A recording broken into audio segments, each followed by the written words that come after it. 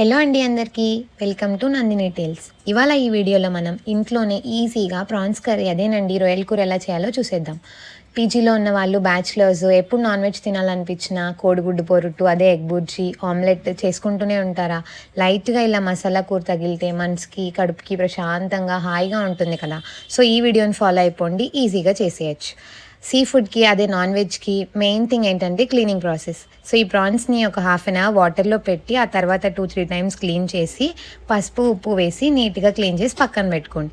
ఆ తర్వాత కొన్ని ఆనియన్స్ని ఆనియన్ పేస్ట్ చేసి పక్కన పెట్టుకోండి. కొన్ని ఆనియన్స్ పచ్చిమిర్చి పొడుగ్గా తరిగి పక్కన పెట్టుకోండి. ఇప్పుడు స్టవ్ మీద కడాయి పెట్టి కడాయి హీట్ అయిన తర్వాత ఆయిల్ వేసుకోండి.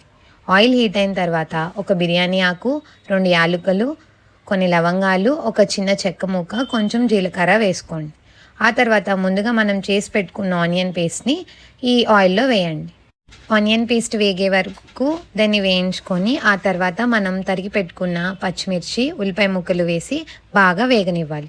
ఆ తర్వాత మనం చేసి పెట్టుకున్న అల్లం వెల్లుల్లి పేస్ట్ని యాడ్ చేయాలి.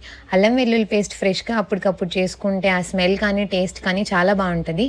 కొన్నిసార్లు మనం కుదరక ముందే చేసి పెట్టుకుంటాం, బట్ ఫ్రెష్గా చేసుకోవడానికి ట్రై చేయండి. ఈ అల్లం వెల్లుల్లి పేస్ట్ వేగే వరకు బాగా కలుపుతూ వేగనివ్వండి. కలుపుతూ ఉంటే అడుగు అంటకుండా మాడకుండా ఉంటుంది. ఆ తర్వాత పసుపు ఉప్పు యాడ్ చేయాలి. నేను ఇక్కడ 1/2 టీ స్పూన్ పసుపు, 1 స్పూన్ ఉప్పు యాడ్ చేశాను. మీ ఉప్పు తగ్గట్టు మీరు యాడ్ చేసుకోండి. ఈ మిశ్రమం అంతా వేగే వరకు కలుపుతూ ఉండాలి. ఆ తర్వాత ముందుగా మనం పసుపు ఉప్పు వేసి నీట్గా క్లీన్ చేసి పెట్టుకున్న ప్రాన్స్ ముక్కల్ని ఇందులో యాడ్ చేయాలి.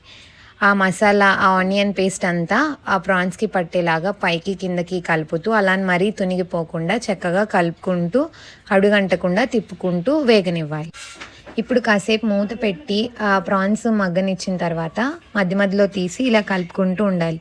అవి ఉడికేటప్పుడు మనకి ఇలా వాటర్ బయటకు వస్తూ ఉంటాయి అన్నమాట. ఇప్పుడు కారం యాడ్ చేసుకోవాలి. నేను 3 స్పూన్స్ కారం యాడ్ చేసుకున్నాను. మా ఇంట్లో కొంచెం కారం ఎక్కువ తింటారు కాబట్టి మీరు యాజ్ యూజువల్ మీ తినే లెవెల్ బట్టి మీరు కారంని యాడ్ చేసుకోండి. అండ్ లాస్ట్లో మనం వాటర్ కూడా యాడ్ చేయాలి. దాన్ని బట్టి కారం ఎంత ఉండాలో చూసుకొని వేసుకోండి. ఇప్పుడు ఇవన్నీ బాగా వేగేంత వరకు మనం మధ్య మధ్యలో మూత పెట్టుకుంటూ మగ్గనిస్తూ ఇవి ఉడికే వరకు వేయించుకోవాలి. ఇప్పుడు గరం మసాలాను యాడ్ చేసుకోవాలి. నేను ఇక్కడ 1 స్పూన్ గరం మసాలాను యాడ్ చేసుకున్నాను. అదంతా బాగా కలిపేసుకొని ఉడికిన తర్వాత ఇప్పుడు వాటర్ యాడ్ చేసుకోవాలి. చిక్కగా కావాలి అనుకుంటే ఈ లెవెల్లో వదిలేయచ్చు. కొంచెం గ్రేవీగా కావాలి అనుకుంటే వాటర్ యాడ్ చేసుకోవాలి. మేము కొంచెం గ్రేవీగా కావాలి అని చెప్పి వాటర్ యాడ్ చేసుకున్నాం. ఇంకా అదంతా ఉడికే వరకు ఇలా ఉడికించుకొని ఇంకా లాస్ట్లో మనం కొత్తిమీర చల్లుకొని కలుపుకుంటే అంతేనండి, రొయ్యల కూర రెడీ. చూసారా ఎంత ఈజీగా ఉందో. చాలా తక్కువ ఇంగ్రీడియంట్స్తో ఈజీగా క్విక్గా చేసేసుకోవచ్చు. చాలా టేస్టీగా ఉంటుంది. రైస్లోకైనా రోటీకైనా బాగుంటుంది. నెక్స్ట్ టైం మీరు కూడా మీ ఇంట్లో కానీ పీజీలో కానీ ట్రై చేసి ఎలా ఉందో కమెంట్ సెక్షన్లో కమెంట్ చేయండి. అండ్ నెక్స్ట్ ఏ కర్రీస్ కావాలో కూడా కమెంట్ చేయండి. మీకు ఈ వీడియో నచ్చినట్లయితే లైక్ చేయండి, షేర్ చేయండి, అలాగే నా ఛానల్కి సబ్స్క్రైబ్ చేయండి. Thank you.